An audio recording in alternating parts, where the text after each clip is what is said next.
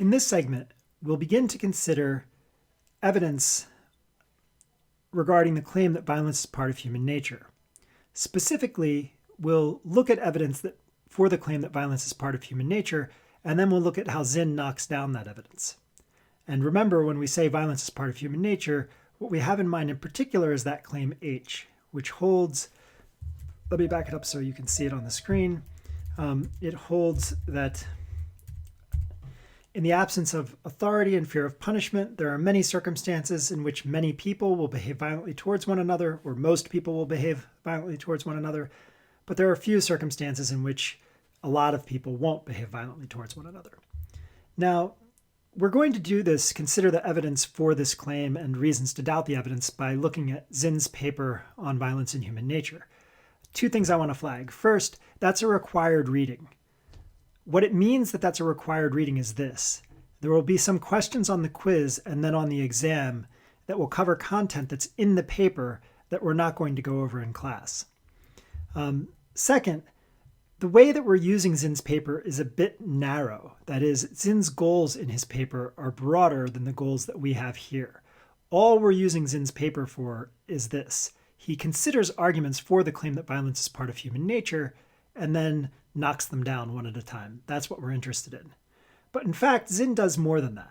So he thinks not only are arguments that violence is part of human nature not good arguments, and specifically he's focused on arguments that go like this: since war is commonplace, violence is part of human nature. He also then says that such arguments are politically dangerous because they deflect attention from the non-biological causes of violence and war, and that will lead us to continue with violence and war in a way that we might not if we focused on the non-biological causes of violence and war. That second part, the part about the danger, is not central to our purposes. Okay. So let's now jump in by considering the arguments that Zinn thinks are most significant for the claim that violence is part of human nature, and then his responses to those arguments. We'll look at arguments from anthropology, ethology, biology, psychology, and history. Now, in this segment, we'll just go through a couple of these, and then we'll continue with others in subsequent segments. So here's the argument from anthropology. The basic idea is this.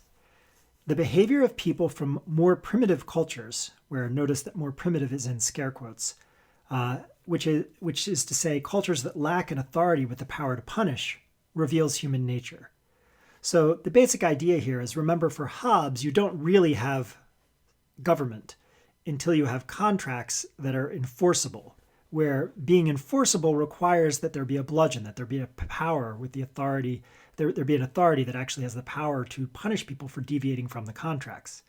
So the premise here is basically saying, if you're in this state of nature, this state without a formal government, then people's behavior there reveals what human nature is really like. Well, if you look at such cultures, they're terribly violent. Therefore, H is true. That is, violence is part of human nature. Now, notice that this argument is one that Hobbes himself gave in a certain respect.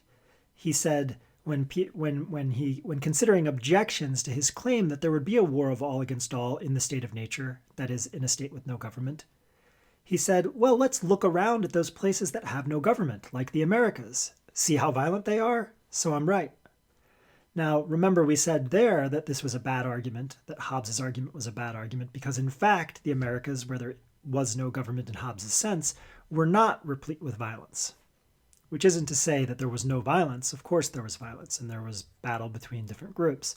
It's rather to say it wasn't especially violent. It wasn't more violent, certainly not within any given community, than Europeans were.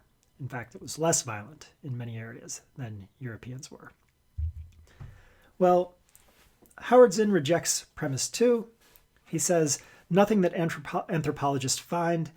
He notes that anthropologists find extensive variation in so-called more primitive cultures, and that the more violent primitive cultures tend to live in especially dire circumstances.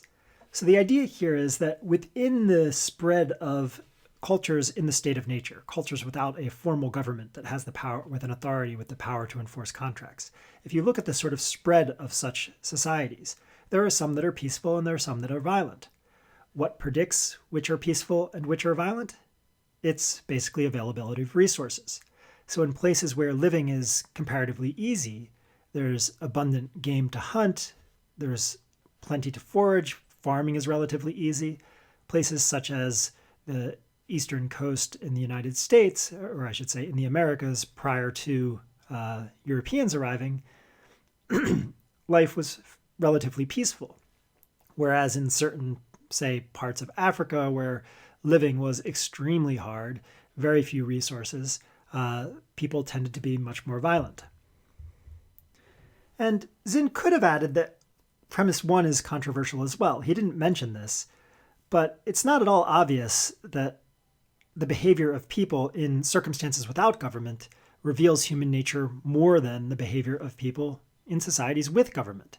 There's always culture. The culture differs perhaps in places without government than in places with government, but there's still culture, there's still nurture, there's still socialization, and consequently society still affects what you observe.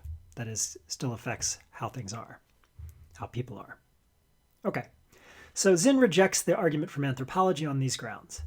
Let's now look at the argument from ethology. So here's the basic idea. Non-human animals are typically vicious towards members of their own species.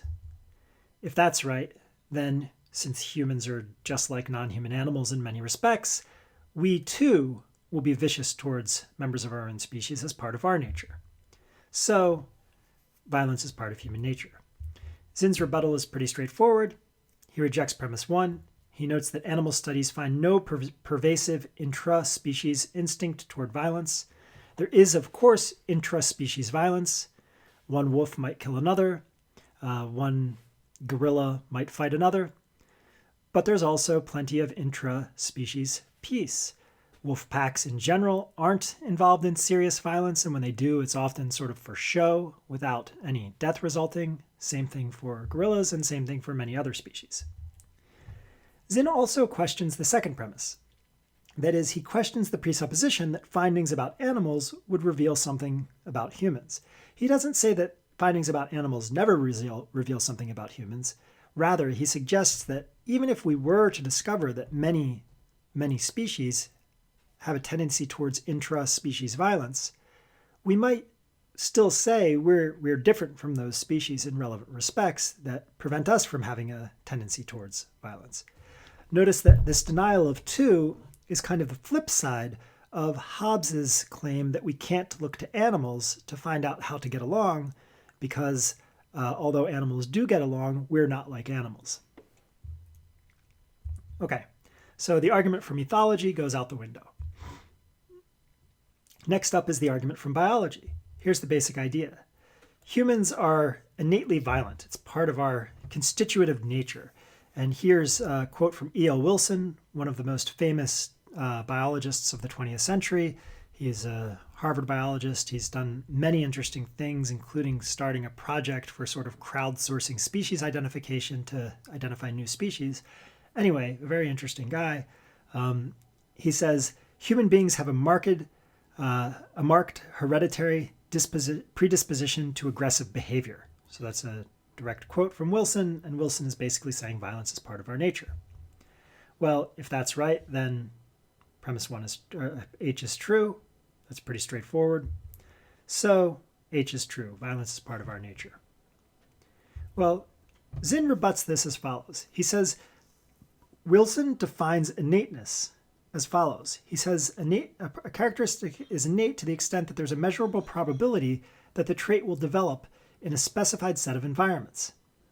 And he defines aggression so loosely that it doesn't actually require physical violence. So like baring my teeth at you or posturing in a certain way might count as aggression on Wilson's view. So then when Wilson asserts, one, that humans are innately violent, what he's saying is that there is some probability that in some environments we will do loosely aggressive things, like posture aggressively towards one another. Now, notice that this claim that in some environments there is some possibility that we will do things like posture aggressively towards one another is a far cry from H.